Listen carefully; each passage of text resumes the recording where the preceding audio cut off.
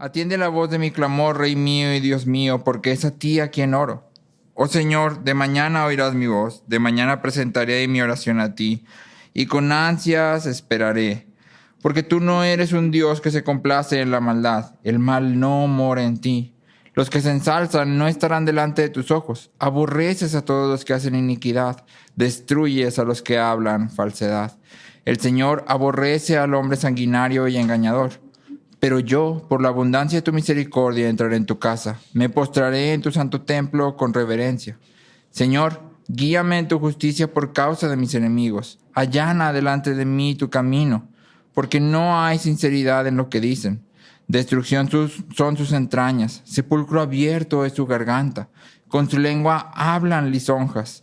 Tenlos por culpables, oh Dios, que caigan por sus mismas intrigas. Échalos fuera por la multitud de sus transgresiones, porque se rebelan contra ti. Lee conmigo. Pero alégrense todos los que en ti se refugian. Para siempre canten con júbilo, porque tú los proteges. Regocíjense en ti los que aman tu nombre, porque tú, oh Señor, bendices al justo, como con un escudo lo rodeas de tu favor. Señor, nos presentamos delante de ti, Señor, y nos humillamos delante de ti porque tú eres nuestro Rey, Señor, tú eres nuestro Salvador. Y hoy te rogamos, Padre, que por tu bondad y tu misericordia abran nuestros ojos, nuestros oídos, nuestro corazón, Señor, para poder entender lo que tu palabra tiene para decirnos, Señor. Que nuestra vida sea transformada, Señor, al someternos nosotros debajo de tu palabra, Señor. Te lo pedimos en el nombre de Jesús. Amén. Puedes tomar tu lugar.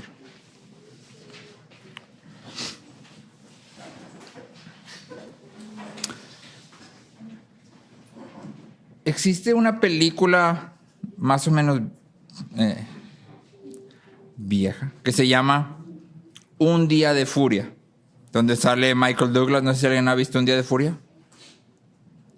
Un Día de Furia es básicamente una película en que a un hombre normal, común y corriente, todo le comienza a salir mal. Y entonces el actor principal comienza el día mal y empieza en medio del tráfico dejando su coche abandonado porque no puede salir de un atasco que hay. ¿Sí? Avanza de esto para destruir una tienda de un señor que no le quiere cambiar un billete por moneditas que necesita para hablar por teléfono. Y entonces este hombre empieza a destruir la tienda con un bat que encuentra en la tienda. Sale de la tienda y alguien lo intenta robar. ¿Sabes qué hace? Los golpea con el bat y cambia su bat por la navaja que estas personas traían.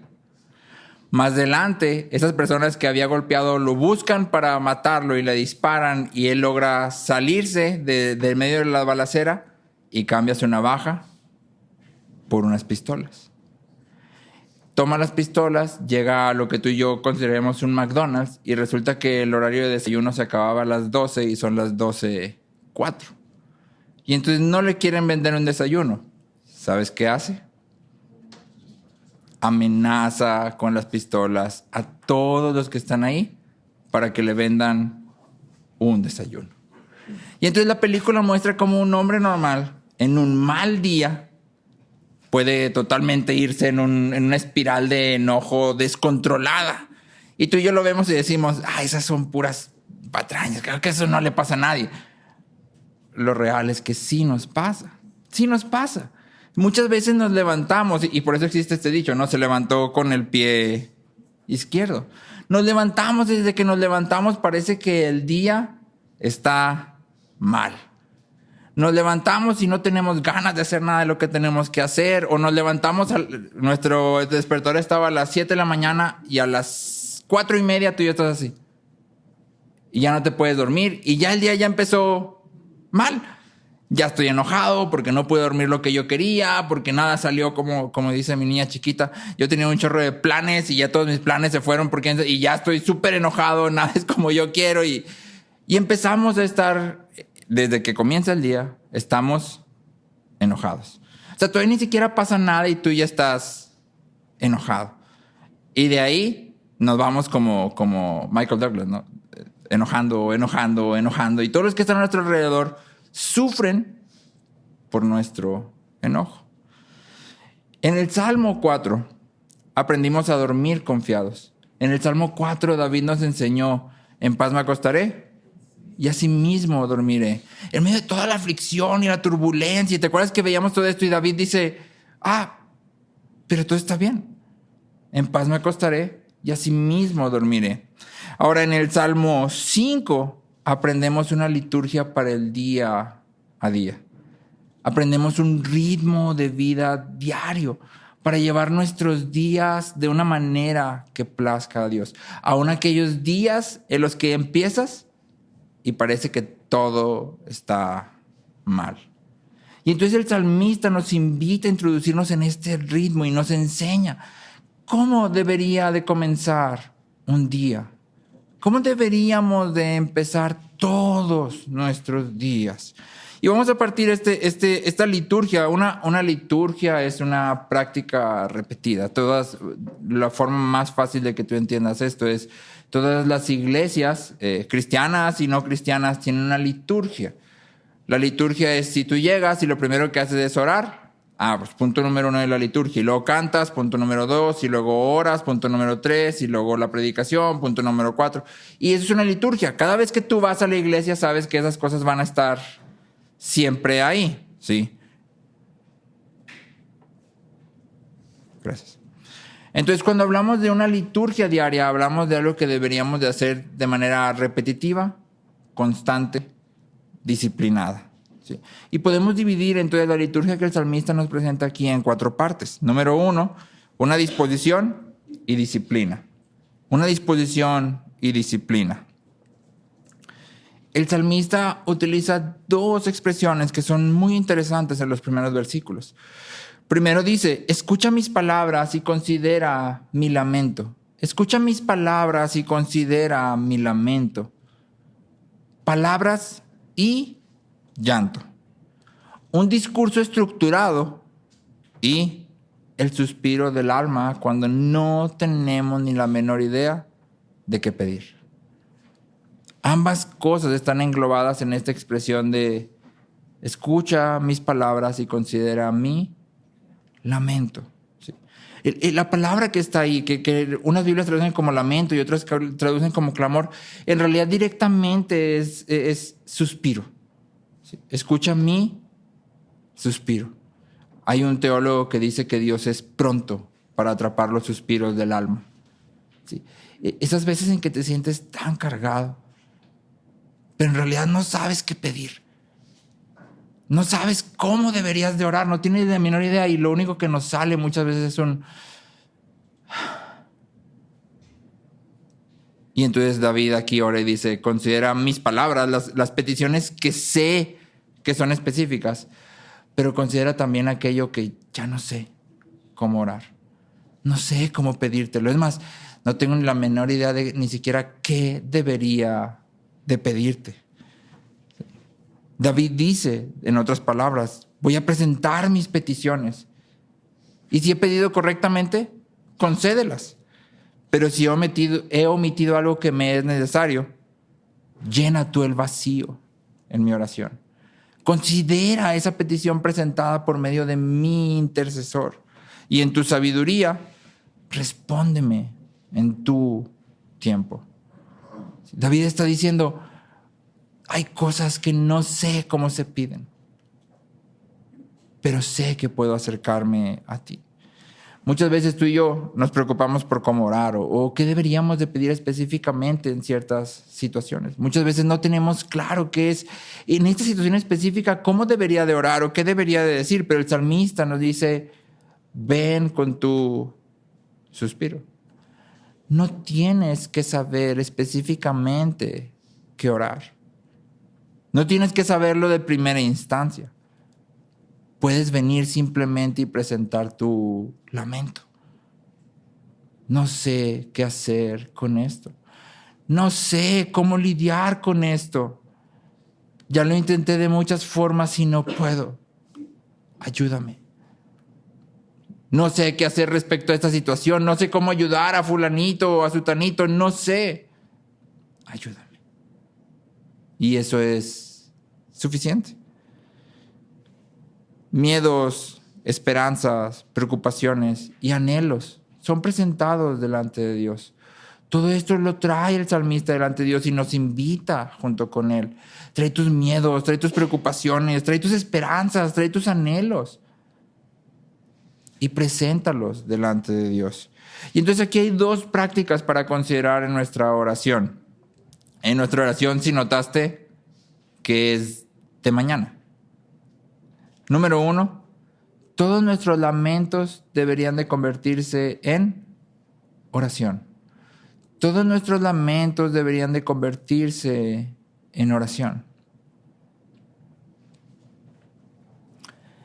El lamento es el tipo de oración más común en todos los salmos.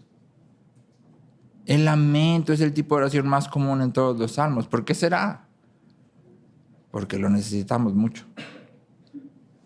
Vivimos en un mundo caído como personas manchadas por el pecado. Y el lamento es la forma en que venimos y presentamos a Dios las cosas que no sabemos cómo lidiar o no sabemos por qué suceden así. Entonces, número 1, cada lamento debe convertirse en una oración. Y número 2, cada oración debe presentarse de manera específica, ordenada y regular. Cada oración debe presentarse de manera específica, ordenada y regular. Es decir, traigo mi lamento, pero conforme estoy meditando en ese lamento y lo estoy derramando delante de Dios, quiero crecer y aprender cómo debería de orar por esto, al punto en que pueda presentarlo de manera específica y ordenada. Y debería de ser algo constante. Debería ser algo que yo haga de manera rutinaria. Es una liturgia, no algo que se hace repetidas ocasiones. La segunda expresión que se usa y que es interesante, el salmista dice, de mañana presentaré mi oración.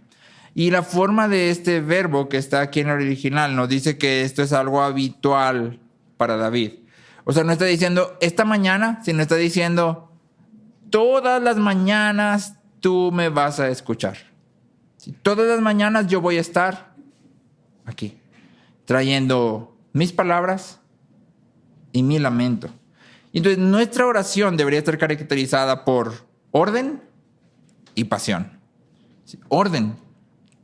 Cada mañana me presentaré. Y pasión. No significa que siempre voy a saber qué orar.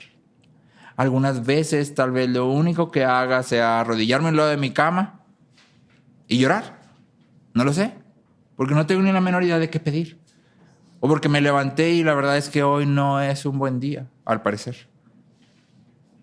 Y entonces tal vez lo único que haga sea llorar o quedarme en silencio o simplemente decir auxilio, ayuda.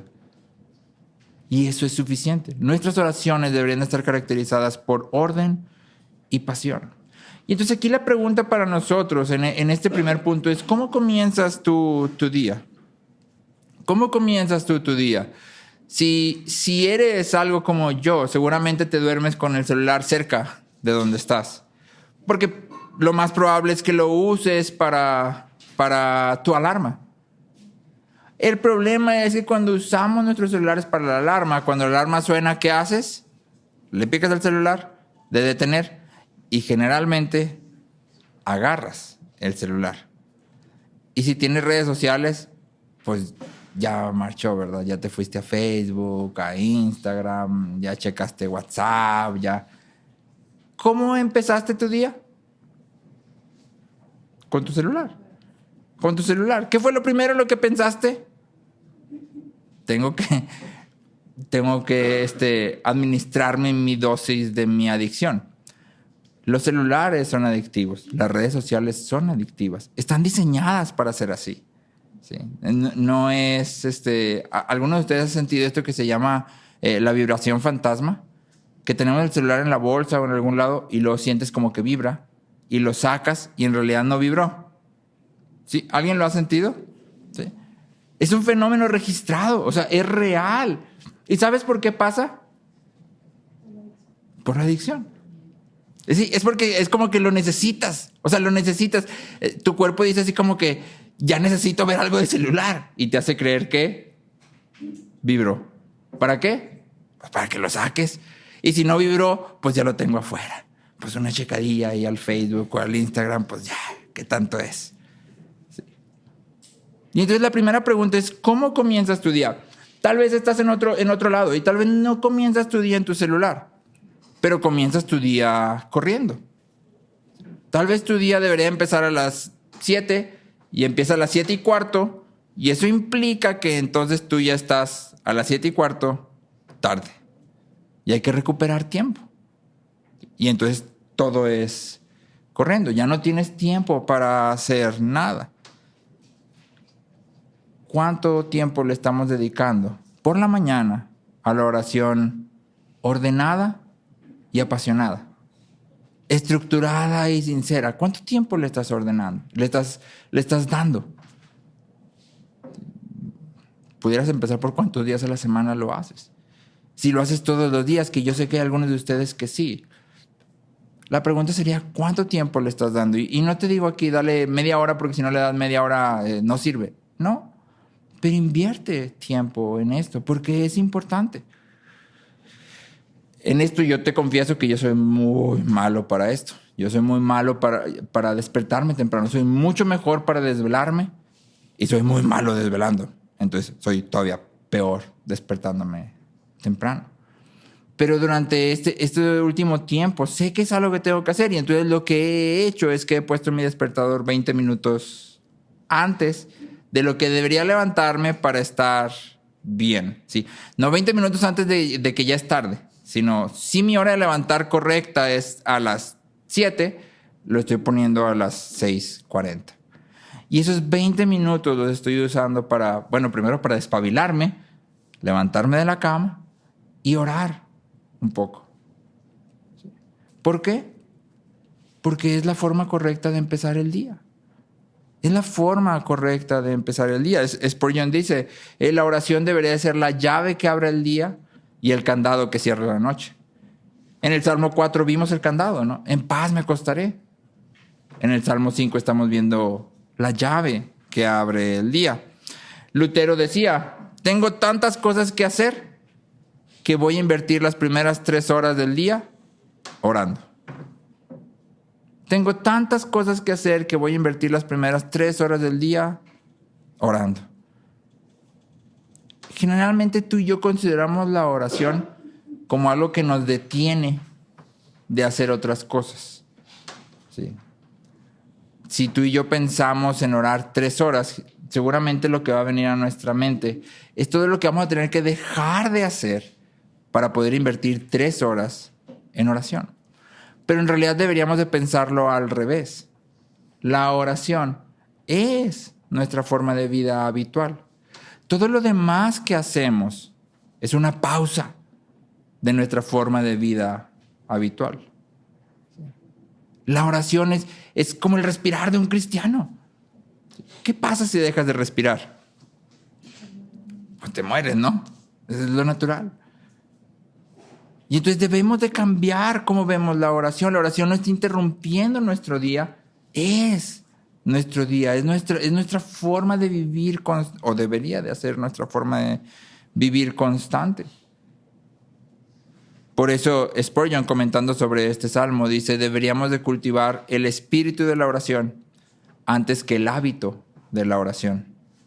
¿Sí? Es decir, deberíamos de primero cultivar el cómo pensamos acerca de la oración, qué consideramos que es la oración, antes de querer imponernos el hábito. Porque mientras lo veamos como un estorbo, va a ser problemático. ¿Sí? Tal vez lo puedas hacer, pero vas a estar apurado por terminar, porque tienes otras cosas que hacer. Y entonces lo primero que el salmista nos enseña en nuestra liturgia del día es: el día debería de comenzar orando. El día debería de comenzar con un ofrecimiento de nuestros deseos, nuestras esperanzas, nuestros miedos y nuestras preocupaciones. Segundo, un reconocimiento.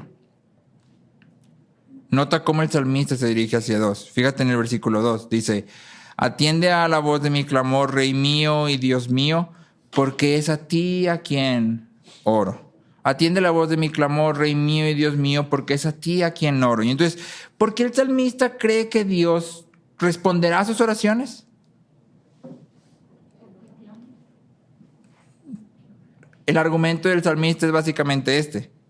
Dios responde a nuestras oraciones porque Él es nuestro Rey y nuestro Dios. El salmista viene y no dice, Dios, ayúdame, no dice, mi Dios. Se acerca a Dios, nos acercamos a Dios, no como extraños. No somos extraños para Dios, sino que nos acercamos a Él como nuestro Dios y nuestro Rey. Y esta verdad se hace todavía más gloriosa cuando llegamos a Cristo, porque recuerdas que cuando los apóstoles le piden o los discípulos le preguntan a Cristo, enséñanos a orar, Cristo les dice, ustedes van a orar así, Padre nuestro. No les dice Dios nuestro, Rey nuestro, que sin duda Dios es nuestro Dios y nuestro Rey, pero Cristo dice, Padre nuestro. Y entonces cuando tú y yo nos acercamos a Dios no solo como nuestro Dios, no solo como nuestro Rey, sino como nuestro Padre. Nos acercamos como hijos amados. Mediante la obra de Cristo podemos estar completamente seguros de que Dios escucha nuestras oraciones. Podemos estar completamente seguros de que Él está atento. Y no solo porque somos sus hijos, sino que me gustaría que consideraras esto. Fíjate lo que dice 2 de Corintios 5:21. 2 de Corintios 5:21. Dice, al que no conoció pecado, lo hizo pecado por nosotros, para que fuésemos hechos justicia de Dios en él. Y entonces, ¿qué está diciendo Pablo? Está diciendo, Cristo fue hecho pecado, para que tú y yo fuéramos hechos justicia. Sí, ¿verdad? Entonces, Cristo fue hecho pecado para que tú y yo seamos hechos justicia. Cristo toma todo lo que nos corresponde a nosotros y nos da todo lo que le corresponde a Él. Él es completamente justo, pero nos da su justicia. Nosotros somos completamente pecadores, pero Él carga nuestro pecado. Y esa es la dinámica que el Evangelio presenta. Ahora considera esto. Te leo Mateo 27, 45 y 46. Mateo 27, 45 y 46. Dice, desde la hora sexta hubo oscuridad sobre toda la tierra hasta la hora novena. Y alrededor de la hora novena, Jesús exclamó a gran voz diciendo, Elí, Elí, lema sabactani. Esto es, Dios mío, ¿por qué me has abandonado? ¿Qué pasó aquí? Jesús está orando y ¿qué recibe? Abandono. Dios no escucha la oración de Jesús porque Jesús está cargando con nuestro pecado. ¿Qué merecía Cristo? Ser escuchado, ¿no? ¿Qué recibió? Abandono, silencio. ¿Qué merecemos nosotros? Abandono y silencio. ¿Qué recibimos? Somos escuchados. Somos escuchados. Si Dios no escuchara nuestras oraciones, sería injusto, porque Cristo ya sufrió el abandono y el silencio que nuestro pecado merece. Si Dios no nos escuchara, sería injusto. Cristo cargó, como cantábamos ahorita, llevaste en tus hombros mi carga. Todo el abandono, el silencio, el rechazo de Dios, Cristo lo llevó por nosotros. Y ahora recibimos todo lo que le corresponde a Él. La justicia de Dios garantiza que Él nos escuchará. Sería injusto si no lo hiciera. Dios, como nuestro Padre, está comprometido con nosotros y quiere respondernos. Cualquier cosa que suceda, podemos estar seguros que el amor y la bondad de Dios se muestran en medio de ella.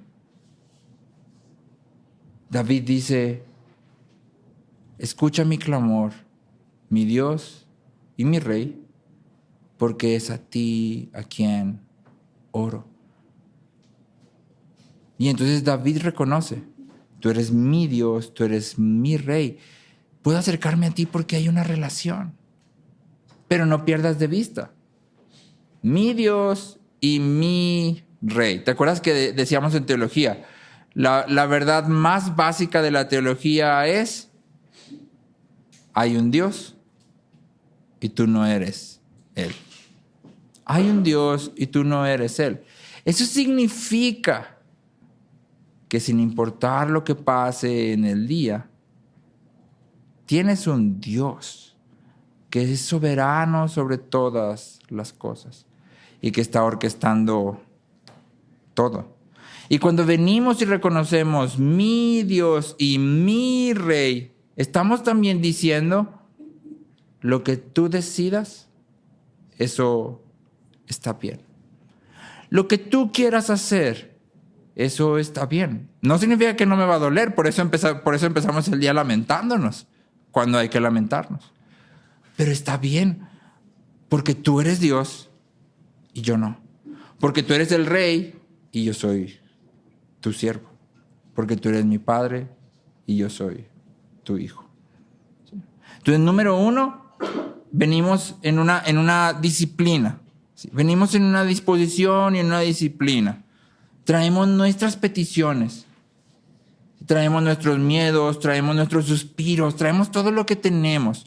Número 2, reconocemos, tú eres Dios, yo no. Pero no solo eres Dios, eres mi Dios.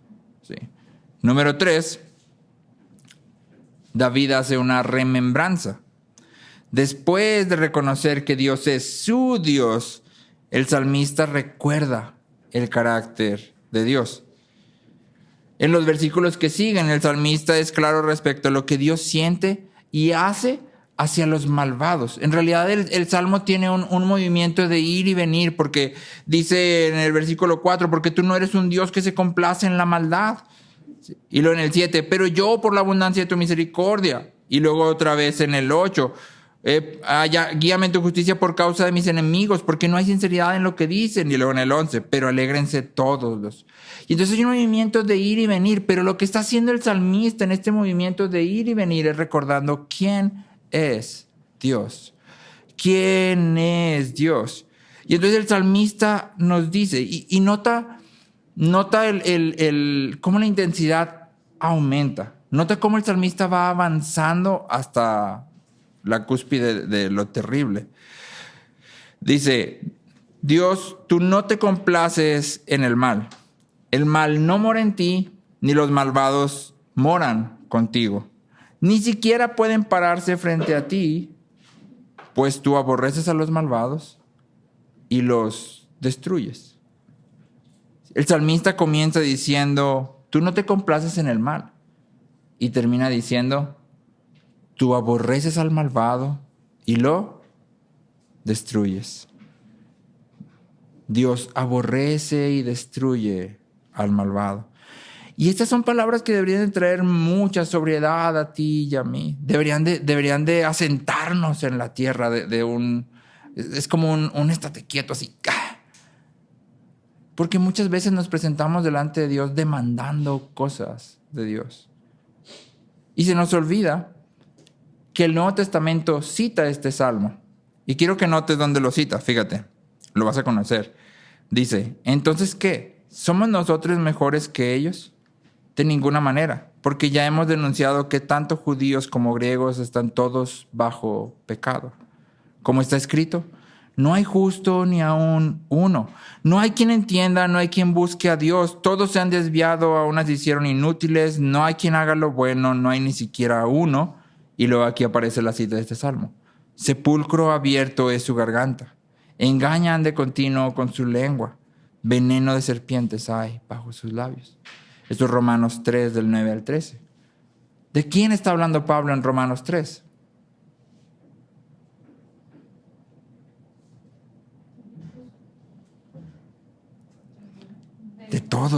¿De quién está hablando Pablo en Romanos 3? De todos. ¿Te fijaste cómo empezó? ¿Somos mejores nosotros que ellos? De ninguna manera, porque ya hemos dicho que tanto judíos como griegos están todos bajo pecado.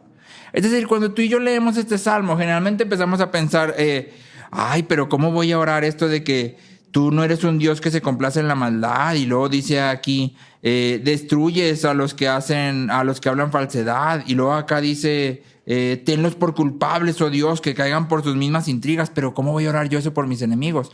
No, detente. Es que ese eres tú. El culpable, el que habla con lengua lisonjosa, el sepulcro abierto que sale de la garganta. Ese eres tú. O sea, esto no se dirige al que te cae mal allá. No. Este eres tú. Sí. Y el rey está orando. Tenlos por culpables. Y entonces, si tú y yo leemos este salmo con atención, deberíamos de temblar. Esa es la verdad. Deberíamos de temblar.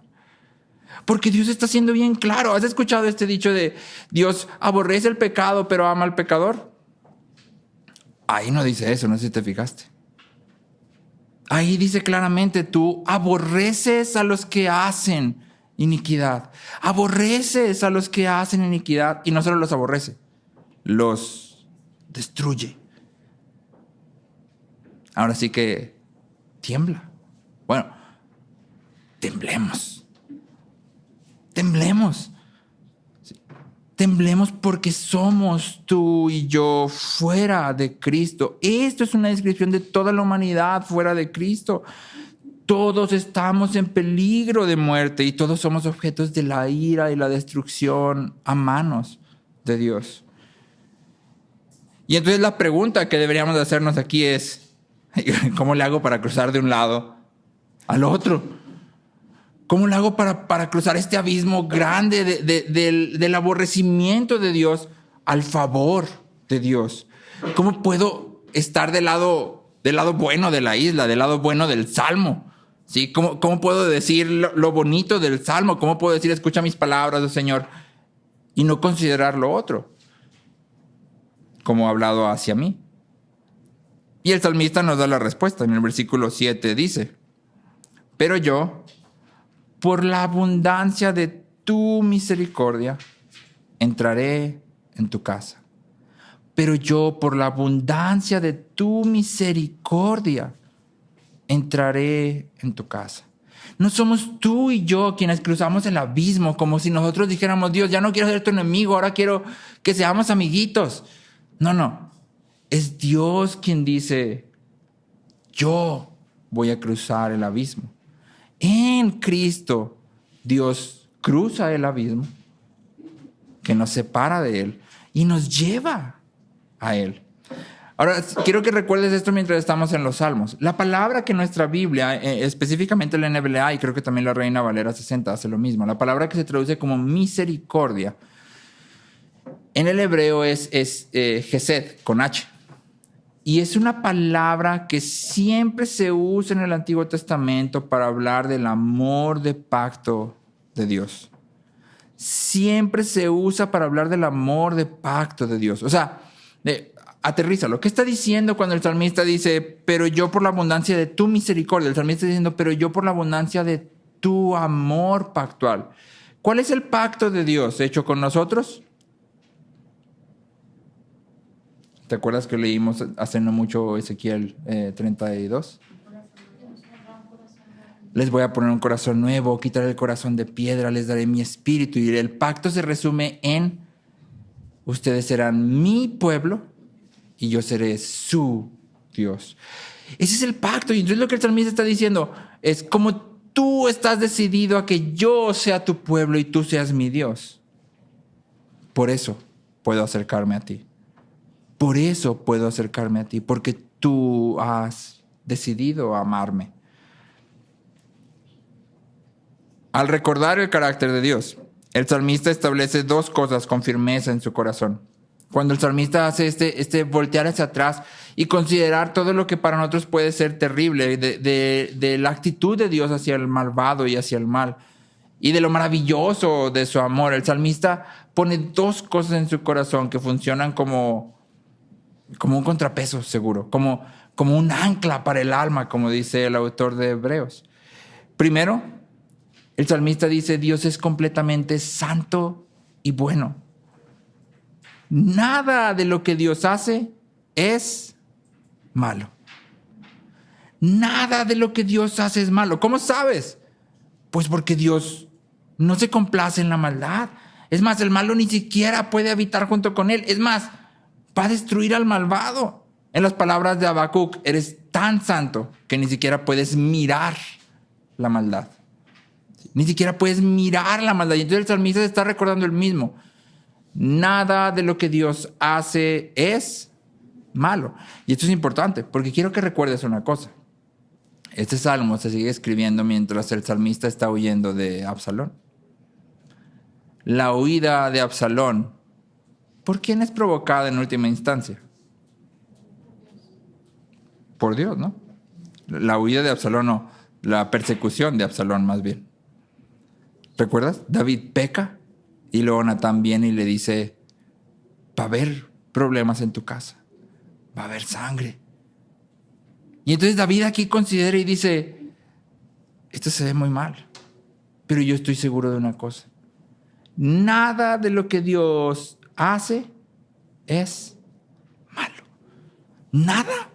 Ni siquiera todo lo que David está pasando es malo. Porque Dios no puede hacer nada malo. Y en segundo lugar, el salmista dice, Dios ha mostrado su amor hacia nosotros. Él ha mostrado su amor de manera que podemos acercarnos a Él. En nuestro caso, podemos ver todo el amor de Dios manifestado en Cristo. Ahorita también cantábamos, pon tu mirada en el monte, verás su justicia y favor. En la cruz vemos la justicia y el favor de Dios. Y si Dios ha mostrado su amor de tal manera que ha estado dispuesto a dar a su Hijo, ¿por qué dudamos de todo lo demás? ¿Por qué tememos? ¿Por qué nos preocupamos? ¿Por qué renegamos? ¿Por qué estamos enojados? Si Dios no puede hacer nada malo y Él ha mostrado que nos ama, ¿por qué renegamos de la vida que Él nos ha dado? Él es bueno. En Cristo, tú y yo podemos apropiarnos de las promesas, del descanso, de la esperanza de este salmo. Fuera de Cristo nos espera solo una cosa: destrucción por la mano de Dios. Y esto debería de traer una pregunta para ti y para mí. ¿Estoy en Cristo? O te lo pongo de otra forma. Deberías de preguntarte: ¿soy el impío que va a destrucción o el justo que está en Cristo? Y deberíamos de considerarlo con seriedad. La carta de primera de Juan es una carta de ánimo para los creyentes, pero tiene una exhortación muy fuerte, porque Juan dice, no eran de nosotros. Estaban entre nosotros, pero no eran de nosotros. Tú dices, ay Juan, pero ¿cómo sabes? Porque salieron de nosotros. Y esto implica que puedes estar en medio de la congregación de los santos y no ser santo. Puedes estar en medio de la congregación y no ser salvo. Y si no eres salvo, si no estás en Cristo, deberías de temblar con mucho miedo. Porque Dios aborrece al malvado y con seguridad lo va a destruir. La diferencia entre el malvado y el justo es que el justo aborrece el pecado. El justo aborrece el pecado, anhela ser libre del pecado. Amar verdaderamente a Dios significa rechazar todo lo que es malo. ¿Te acuerdas que este salmo que hemos leído ya varias veces? Los que aman al Señor aborrezcan el mal. Los que aman al Señor aborrezcan el mal. Y entonces te pregunté ahorita, ¿estás en Cristo? Te voy a hacer la misma pregunta, pero con otras palabras. ¿Qué es lo que más deseas? ¿Qué es lo que más deseas?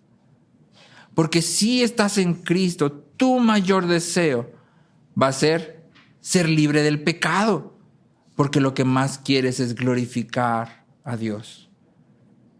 Sí. Y me encanta esto, porque el salmista luego más adelante, espero que tal vez algún día lleguemos, en algunos años, dice Asaf dice en el Salmo 73, cuando consideré a los malvados y su riqueza, casi caigo, estuve así. Pero luego me acordé, tú eres mi porción. Y entonces Asaf reconoce, ¿no?, esta idea de, pues veo que les va muy bien y obviamente yo también quiero eso. Pues ¿quién no quiere eso? Cualquiera que diga, no, a mí que me vaya muy mal a fin de amar a Dios, es mentira. Todos queremos estar bien. Sí queremos amar a Dios, pero si puedo amar a Dios y que me vaya bien, pues qué ganga, ¿no? Yo eso quisiera. ¿Sí? Sí. Y Asaf dice, yo quisiera eso, pero luego me acuerdo. Eso no es lo más importante. Tú eres lo más importante. Tú eres mi porción. Y por eso el autor de Proverbios, si no me equivoco, dice, no me des riquezas, no sea que me olvide de ti. ¿Sí? Tampoco me des pobreza, no sea que reniegue. ¿Sí? Y entonces el autor dice, no, es que yo no quiero ni tener mucho ni tener menos. O sea, no, a mí lo que me interesa es una cosa. Yo quiero estar en una relación de amor contigo. Eso es lo que yo quiero. Mi deseo eres tú. Ni las riquezas, ni la escasez, ni la prosperidad de los malvados. Lo que yo quiero eres tú. Y entonces la pregunta para ti y para mí es, ¿qué quieres? Y si te fijas, es una pregunta que ha aparecido en todos los salmos. Llevamos nomás 5. Y todas las veces el salmista nos ha traído la misma pregunta. ¿Qué es lo que tu corazón desea? Te aconsejo que te acostumbres a la pregunta, porque ¿qué crees? Todos los salmos traen con ellos la misma pregunta. ¿Qué es lo que quieres?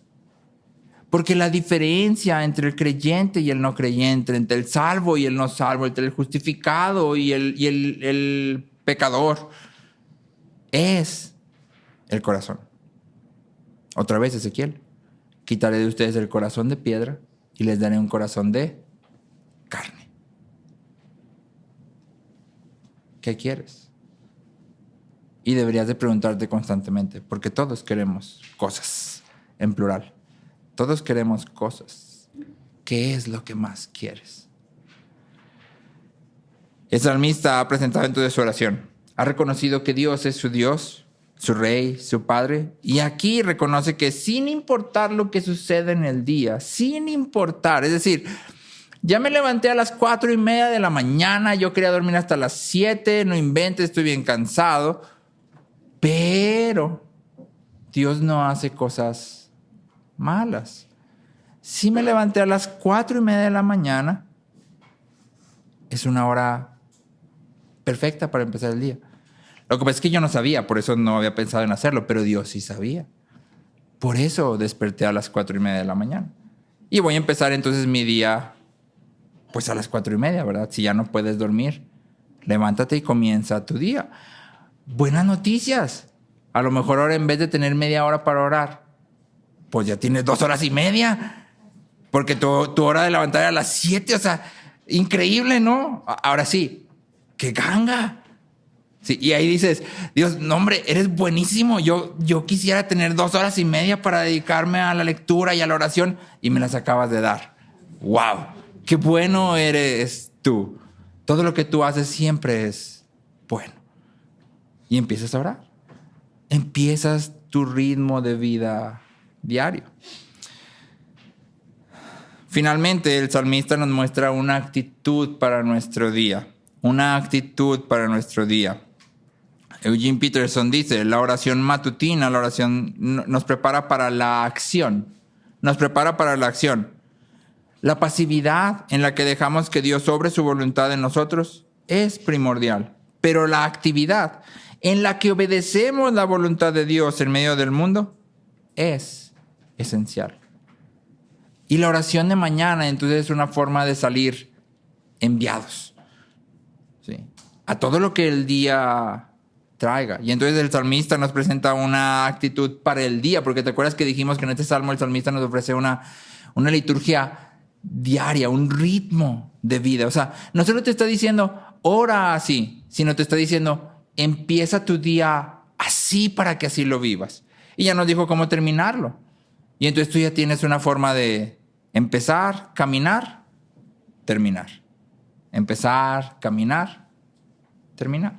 Y el salmista entonces nos muestra una actitud para nuestro día a día. En el versículo 3 dice, de mañana presentaré mi oración a ti y con ansias esperaré. Otras versiones dicen, y observaré o y contemplaré, ¿sí? Y la idea es esta idea de expectativa, ¿sí? Por eso nuestra versión dice, con ansias esperaré. Y esas dos palabras son interesantes. No sé si te ha pasado, los que tienen hijos o los que con niños chiquitos, que les dices, a nosotros nos pasa, de hecho ya tenemos una regla en la casa de no decirles a nuestras niñas que vamos a salir. Antes les decíamos, oigan, vamos a salir a las 6, pero ella no tiene ni idea del reloj. De hecho, Maya, la más chiquita, a las 9 de la mañana, con el sol a todo lo que da, me pregunta, papá, ¿es de día o de noche? Entonces yo le decía, vamos a salir a las 6. Y desde las 2 de la tarde, ¿ya nos vamos? ¿Ya nos vamos? No, te falta un rato. 2:30. ¿Ya nos vamos? ¿Ya mero nos vamos? No, duérmete. No, si me duermo, no, luego no vamos a ir. No, falta mucho. No me voy a dormir, ya no falta mucho. Y entonces, ¿qué estás viendo ahí? Estás viendo la parte de ansias, ¿no? Es como que no está la parte de esperar. Está la parte de la ansiedad, ya quiero, pero no está la parte de esperar. El salmista trae estas dos cosas que muchas veces parecerían contradictorias para ti y para mí. El salmista dice, con ansias esperaré.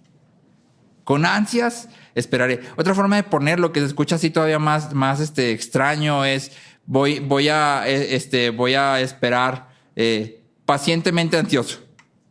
¿Se puede eso? Suena raro, ¿verdad? Es como que ansiedad y paciencia son lo opuesto. O sea, ¿cómo? Pero el salmista dice, no, o sea, yo así voy a esperar.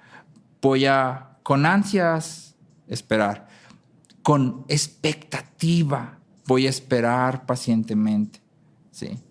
Y entonces el salmista nos está diciendo, voy a salir con una actitud activa, entusiasta. Voy a hacer todo lo que tengo que hacer.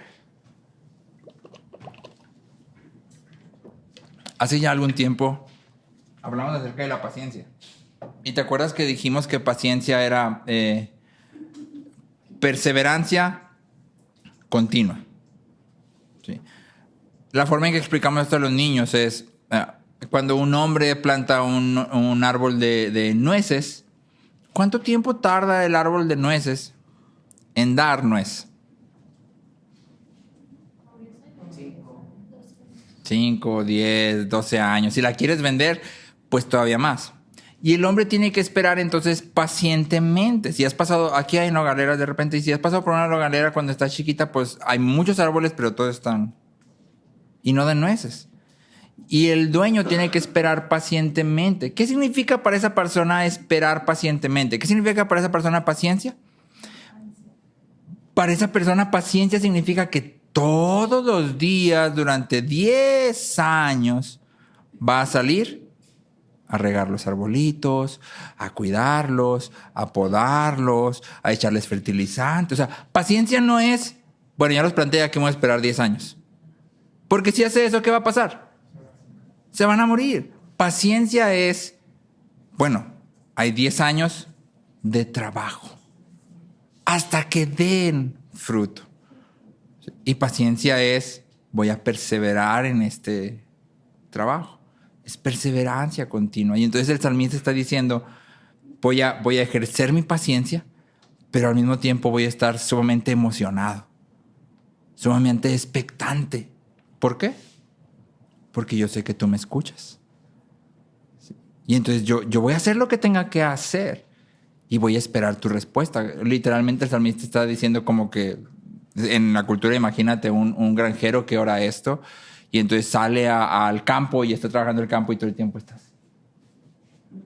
A ver de dónde viene la respuesta de Dios, ¿no? O sea, no sé cómo va a venir. A lo mejor llega alguien, a lo mejor capaz si me tocan unos carros de fuego como Elías. Sí. O sea, estoy expectante. No sé qué va a pasar y no sé qué Dios va a hacer. Pero sé una cosa. Dios va a hacer algo.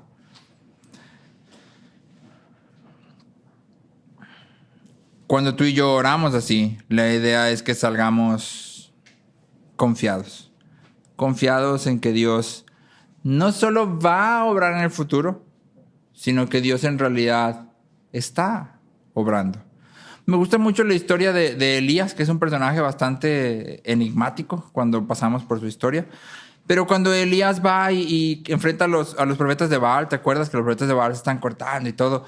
Y Elías hasta se burla de ellos. Pues a lo mejor se fue de viaje. No, pues a lo mejor está en el baño. Pues vamos a esperarnos a ver si contesta. O sea, y luego Elías dice, bueno, ya, o sea, pues ya se hizo tarde, ¿no? Ya me toca a mí. Y todavía, pues, se pone sus moños, ¿no? Mójenme ahí, échenle 12 cubetas de agua y luego no hacen nada de lo que los profetas hacen, nada más dice, Señor, muestra que tú eres el Dios verdadero. Y cae fuego y consume todo y de repente todos dicen, pues eres Dios. Y Elías dice, es hora de cortarle la cabeza y le corta la cabeza a los profetas y todo. Y parece que todo va viento en popa, pero de repente aparecen Acabe y Jezabel. Y entonces es como Jezabel dice, ya me contaron lo que hiciste. Cuando te encuentre, papas. ¿Y qué hace Elías? Corre. Elías corre. Y luego no nada más corre, sino nos dice que se esconde en un arbusto. Y luego llora y le dice a Dios, ya, mátame. O sea, ya me quiero morir. ¿Qué está pasando? Elías tenía una expectativa. Elías imaginaba que cuando eso pasara, todo el mundo en el pueblo de Israel iba a decir, este es el Dios verdadero, y iba a haber una revuelta grandísima, y iban a tirar a Acabe y a Jezabel del trono, y entonces yo creo que se imaginaba algo así, pero no pasa nada de eso. Pero luego Dios viene, y así como tan compasivo como es Dios, se presenta delante de él y le pregunta, como si no supiera, ¿qué pasó, Elías? ¿Qué tienes? Y finalmente Dios le dice, levántate porque yo he guardado a 7,000 hombres que no han doblado sus rodillas. Y entonces lo que Dios le está diciendo es, oye Elías, es que tú no tienes que ver lo que yo estoy haciendo. Tú no tienes que saber específicamente mis planes. Tienes que saber una cosa. Yo soy Dios. Yo estoy haciendo algo. Aun si tú no lo ves, yo estoy haciendo algo. Y esa es la actitud a la que el salmista nos invita. Ven, con paciencia, obra. Tal cual como lo dice Pablo en Filipenses, ¿no? Echamos a andar, ponemos a trabajar nuestra fe, nuestra salvación, con temor y temblor. Hago todo lo que me toca, todo lo que Dios me ha llamado, eso yo voy a hacer. Y yo sé, no solo que Él me va a responder futuro, sino que en realidad Él ya está haciendo algo. Él ya está haciendo algo. No quiere decir que va a ser el plan que tú te imaginabas. No quiere decir que te va a dar la respuesta que tú estabas esperando exactamente. Sí quiere decir que Él es un Dios bueno, un Padre amoroso y compasivo, que va a responder en su sabiduría.